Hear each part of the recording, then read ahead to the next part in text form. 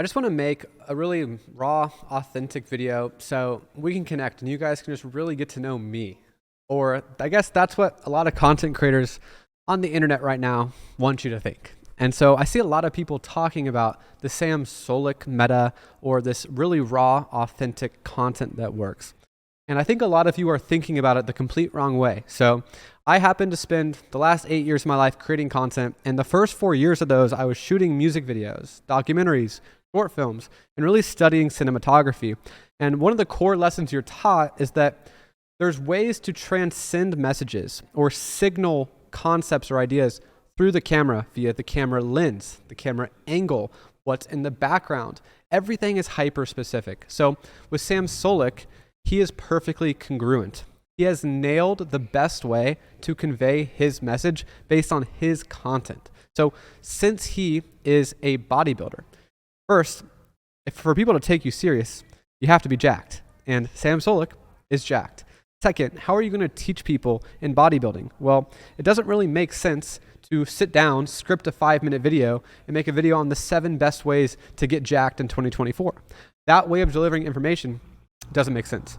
It makes way more sense to take your camera, take your phone, and share people your mindset on the way to the gym. How are you thinking about this workout? What is your goal? How are you approaching it? Then when you're at the gym, show them all the workouts that you're doing. And then when you get home, show them the meal you're eating. That is the best way to convey bodybuilding information. Where if you're trying to teach someone how to start a business, it's going to be a lot different. If I were to make a vlog on how I run my business every day, it would be me waking up, getting in my car, coming to this office, and sitting on this computer for 12 hours, and then driving home.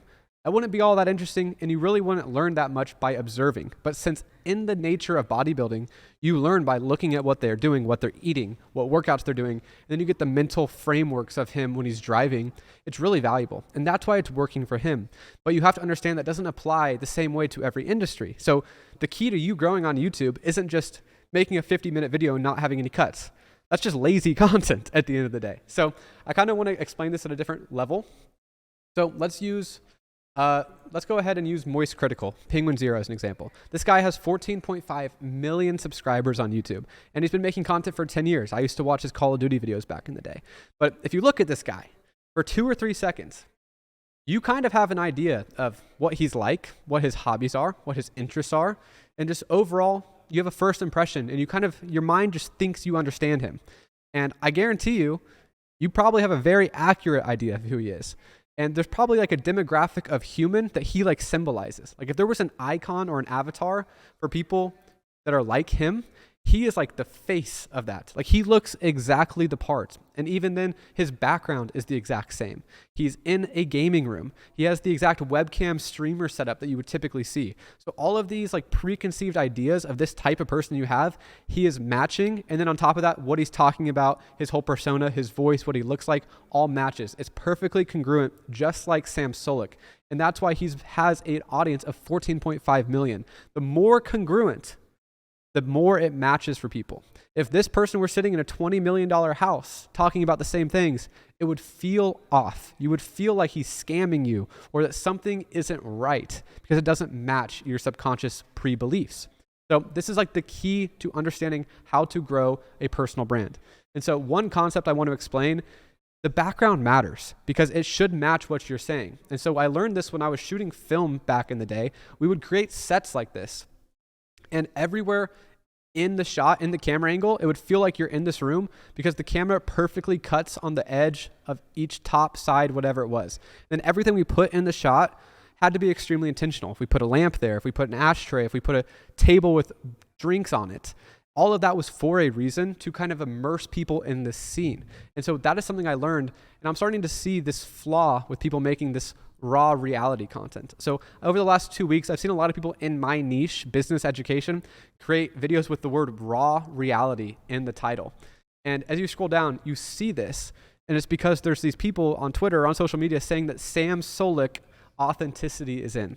I'll say one thing very clearly. Authenticity is going to be more and more valued as time goes on, as AI kind of ruins every form of trust on the internet. So the more authentic you are, people have been oversold on the internet, so the pendulum is swinging back. Authenticity matters, but just recording it with your iPhone and not cutting for 45 minutes is not the only way to signal authenticity. So I want to go to this video by Sander Sage because this is the one that really popped off. And personally, I think Sander Sage is one of the best content creators. If there's anyone I could bet on to hit 1 million subscribers in the near future, it would be Sander Sage. He's extremely competent, extremely detail-oriented, and just knows what he's doing.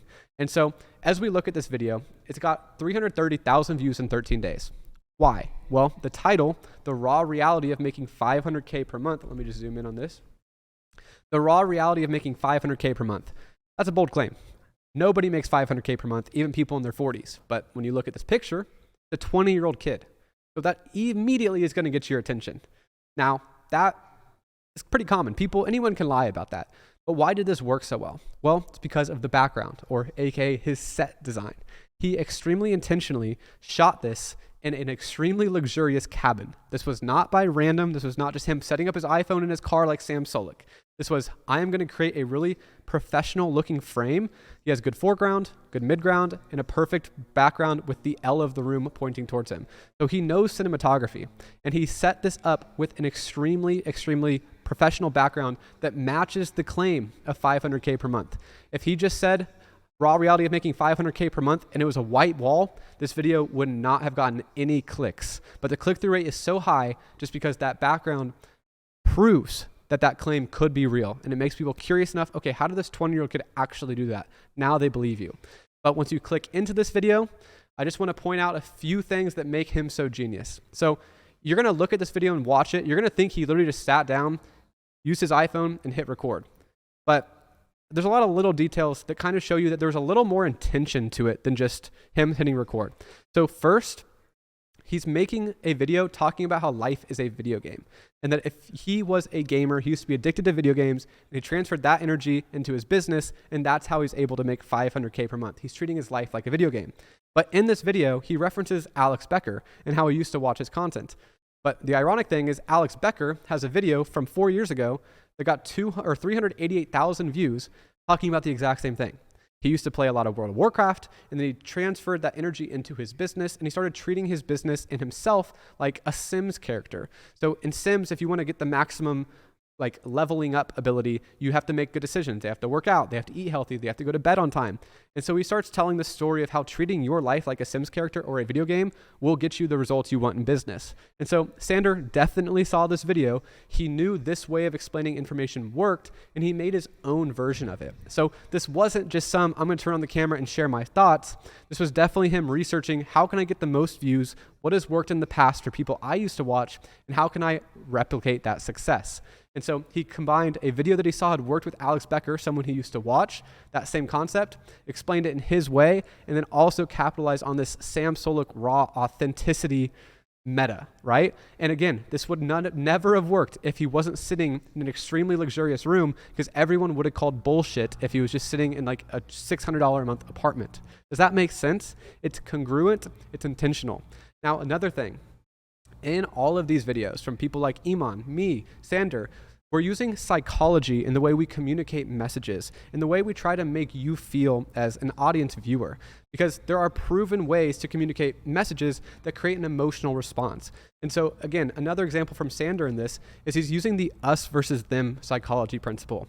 He's trying to create a divide between me, I'm just like you and I are the same, and those people, they're the bad guys. But what makes him so smart is that he talks about the bad guys. He doesn't say they're bad guys, but he's like, most people my age, if they made this money, they'd have the nice cars, the watches, and they'd be showing all that in your face. But me, I have those things. I have watches, but we're just here in this cabin, secluded, no distractions, just working away. And so I'm just like you. I'm a gamer. We don't go to bottle service. We don't go to the clubs. We don't show this flashy lifestyle like the other guys. Us gamers. So he starts creating this us, meaning the gamers, the kids who were kind of looked past, the nerdy kids. They were the ones that are overlooked. But these people, they're the bad ones. So he's trying to make you feel like you guys are on the same team. And this is taught in a lot of books on how to create cults, and it's a psychology principle.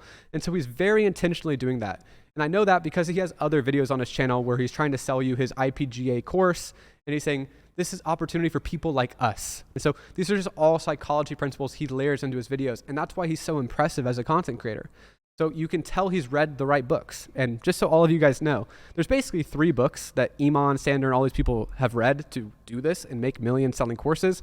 And it's called Product Launch Formula, Expert Secrets by Russell Brunson, and Influence by Robert Cialdini. If you read those 3 books, you'll basically be able to watch any of these videos and you'll just see every time they're using one of these principles on you. It's very interesting.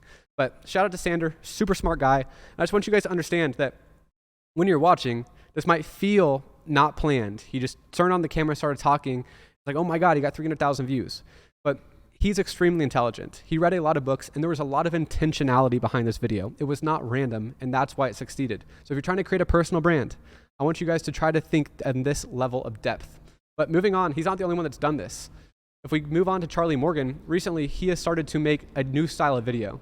He used to make these typical, just thumbnails, hour-long trainings, 15-minute videos on business opportunities showing you how to do things. But he's recently switched to this whiteboard style of video. The only thing is, do you see any similarities between these videos from Sam Ovens?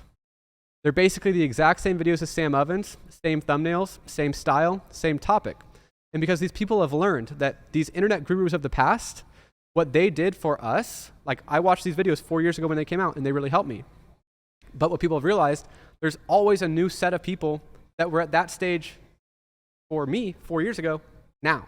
AKA when the 14-year-old wasn't caring about business 4 years ago, now they're 18, ready to learn about business. This type of content is important for people at that age. And so you can just remake that same content that worked 5 years ago that helped you, but in your own way, and it will work for the new generation of people. And so Charlie Morgan's hitting a very good groove here with only 50,000 subscribers. He has a video that got 195K, 25K, 27K. He found a format that was the best way to convey his message and tell his story. And then he based that on previous videos that had worked with other creators making similar content. So there's a level of intentionality there to grow his personal brand. This isn't just some random luck thing. This is something that you can actually start using and making educated guesses on what content to make. And then you need to think critically on what is the best way for me to communicate and educate people on this topic. So that's something I really think is really interesting. Another small detail is camera angles. If a camera is below you looking up, you feel like the authority. People are going to think you're powerful. It creates the impression of power. Look at Thanos in the Avengers. Every time he has the Infinity Stones, the camera is below him, looking up. It's like you're looking up to someone that feels like a signal of power, and that's conveyed without any words, just the way the camera is angled. Let's go to the opposite. Now the camera's above, looking down. Well, this is when Captain America is trying to get the Infinity Stones off of Thanos' hands. He's obviously going to lose, and to signal that, they put him in a position of weakness by angling the camera down at him. So same thing with this camera angle right here. Right now, this camera angle is eye level, and I specifically did this to feel like we are on the same team. We are friends. We are on the same level. We are equals. And now we're dissecting these other people on the internet strategies, and it feels like you and I are on the same team. We're in this together while we go through this. So these are all subliminal messages that these creators are using with their camera angles to really send a different message. Now, if you guys want to see a good example of this, Bia Heza had a really good thesis with his channel. His thesis was, I'm going to do Mr. Beast plus Graham Stephan. Finance plus challenges. So what does he do? He makes new businesses every single week. He launches a dropshipping store in 7 days. He goes to the black market and creates a new business. He launches a coin, whatever it is. He does this challenge in 7 days. And what is the backdrop? Well, he's just in a normal looking office. He has all this stuff on the wall, so it looks like he's planning. It looks like he's productive. It looks like an everyday room that you're ready to work. On top of that, the camera angle is above looking down. And so it's not below looking up, making him look like an authority figure. It actually makes him feel like he's your friend. And even that, he's more approachable because the camera's above looking down. He looks like your everyday person.